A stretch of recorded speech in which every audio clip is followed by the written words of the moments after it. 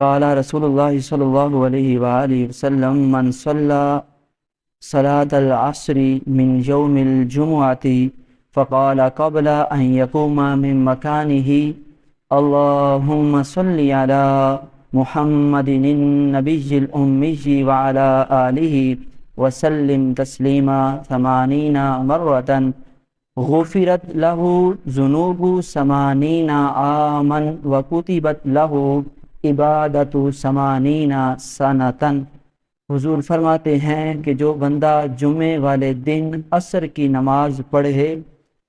تو اپنی جگہ سے کھڑے ہونے سے پہلے یہ درود پاک 80 بار پڑھے، اللہم صلی علی محمد النبی الامی وعلی آلہ وسلم تسلیما، تو اللہ پاک اس بندے کے 80 سال کے گناہ معاف فرما دیتا ہے۔ صرف یہاں تک بات نہیں،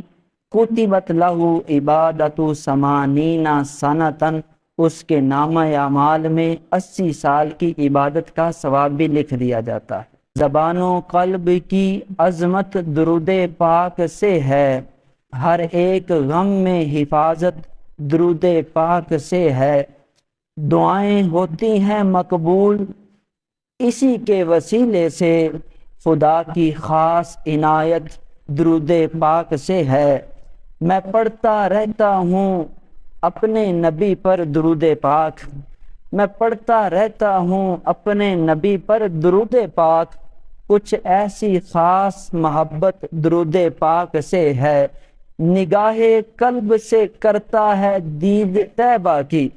یہ جو آخری شعر ہے، وہ بندہ جو وہاں تو نہیں جا سکتا